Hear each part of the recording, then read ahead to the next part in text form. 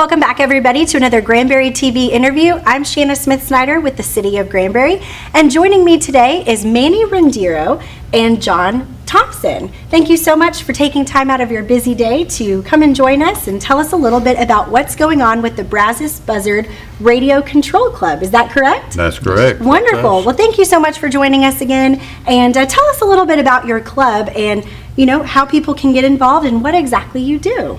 Thanks, Shanna. We have a group of people currently about 33 strong, and we fly out behind Bacchus Elementary off the loop, and we're there usually every Saturday and Sunday right after lunch. Okay. And we fly RC airplanes.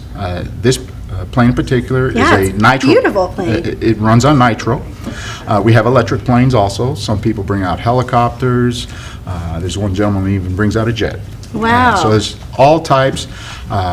People that are interested in joining us, they can come out and visit with us. They can watch. They can learn how to fly. We have trainers. John happens to be one of our best trainers in the club. Wonderful. I'm glad to hear that. Well, and tell us a little bit more about, how you learned to fly one of these beautiful aircrafts. Well, we'll give you a quick demonstration of actually how it works. You hold a device like this. This is a transmitter, and you control these surfaces for up to a half a mile away easily. That's the elevator. That makes it go up and down. These are ailerons, and they're not working for some reason, but I'm not sure why that is. But it'd be a good thing if they work when I'm flying. Exactly, yeah, when you're in the air. You can see them moving now. They also can be used as flaps. This is a highly aerobatic airplane. This airplane will do anything you're big enough to do with it. It's only your skill that's the only limiting factor. But anyhow, there you go. There's the rudder is controllable, and the engine speed is all controllable, all with this little box. Wow. Well, I bet a lot of people think that it's pretty easy to fly one of these, but actually it looks pretty difficult because there's so many different moving parts. Yeah. Tell us a little bit about that. Well, actually you're not in the aircraft, so it's more difficult. When it's going away from you, it's pretty normal. It'd be like you were sitting in it, but when it's coming towards you, everything's reversed, if you think about it. So that is something you have to overcome. You have to get used to that, because about half the time it's coming towards you because you're flying a circle route. Actually, when I learned how to fly, your instructor would take it off and get it what we call 2 oops high, meaning 2 mistakes up there. And then you'd get in trouble with it, get it inverted or it going into the ground. You'd hand it over to him. You'd say, "Here." And by that time, take over. It already hit the ground. So you were buying another airplane. Oh, yeah. And I bet these are not cheap airplanes at all. They're not too bad. It depends on, it's like most hobbies. You can get into it with a reasonable amount of money or you can go crazy. So now, do you build the aircraft, or do you? They come in 2 different methods. Okay. This is called an almost ready to fly. So it's already been covered. The major pieces are all done, and you put it together. And that takes maybe 15 hours of work. You also can have what we call a kit, and that's a box of balsa, and you start from scratch. That's a whole lot more than any 15 hours.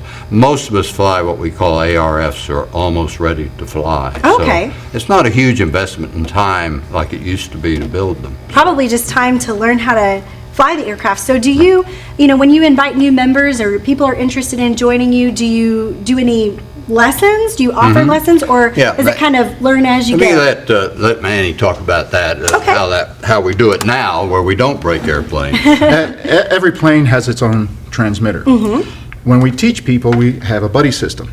We have a second transmitter with a cable between it. Okay.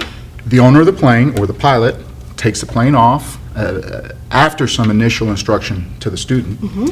He takes the plane off and gets it ready in position, and just doing circles, again, about 2 or 3 oops high. Right. And he pushes a button. And when he holds that button down, as the student, I'm now controlling the airplane. If I get it inverted, or I'm making a bad turn and it's doing one of these, which is a tip stall, he lets up on his button, and he's got then I take control. Then you take right back over. We save a lot of planes that way, let me tell you. Yeah, I believe that. Good to have two people looking at what you're doing up in the sky. Absolutely. And it's less frightening for the students. It's much easier. Yeah. Right. That could definitely be nerve-wracking if you're, thinking about wrecking one of these. You definitely don't want to do that. You really don't want to do that if you can help it. Well, yeah, thank you so much for that demonstration. I mean, that's very, very interesting. And, something else that's interesting is I hear that you guys are looking for a new site lease or a place to meet and gather. Tell us a little bit more about that. Well, we've been at our current location for 12 years. Okay. And we're now looking, because we've lost that lease, so we're looking for a new location.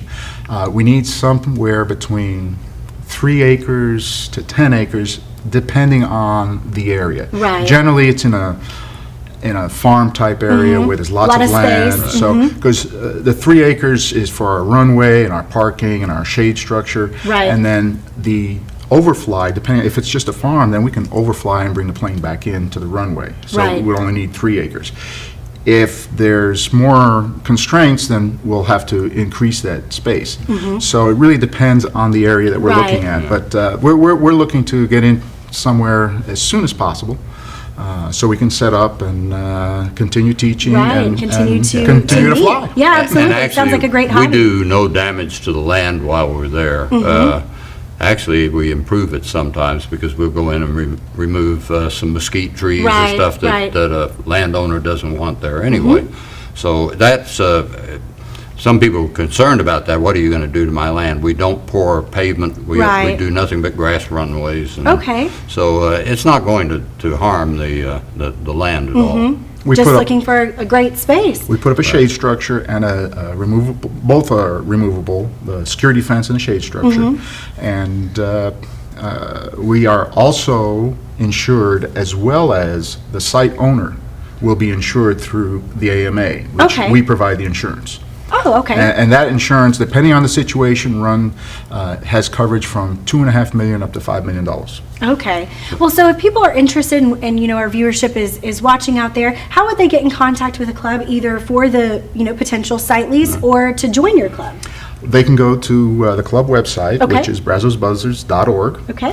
Or they can send me an email at Manny Rendeiro, MANNYRENDEIRO, at sbcglobal.net, or they can call me, 817-776-1604. Oh, well, that's perfect. Well, I mean, as we wrap up today, is there anything else that you'd like to add, either about your club, about your wonderful aircrafts, or anything else going on with the club? Well, we would just, I would like to say to people, if they have land available, and we would be willing to pay a reasonable amount of money for a lease. We pay where we are now. And the only reason we're leaving where we are now is that the land is needed to be used for hay mowing and stuff. He wants Right. to make more revenue on it. So if you're interested at all, we'd meet with you, we'd let you see what we have now, and then get with you and talk about the use of your land. So we look forward to hearing from someone on that. You might want to give your number again, just in case anybody needs it. 817-776-1604. And again, your website, brazosbuzzards.org. .org. Well, there you have it. Well, all right. Well, again, as we wrap up, anything else you'd like to add? What else is going on with the club, or anything else? We do like a lot of other clubs. We have periodically we have cookouts and picnics. Social, We yeah. have get-togethers. We Yeah, we go to the various fellowship programs. really is as much fun as flying the airplanes. Yeah, It's a definitely. close-knit group. Well, There's that's a wonderful. lot of camaraderie in this group, Yeah. and a great bunch of people. Wow, well, that's great to hear. And again, thank you so much for taking your time out today and to Thank come and you. tell us about all the great things going on with your club and how people can get involved. That's wonderful. Again, this has been another Granbury TV interview. I'm Shanna Smith-Snyder.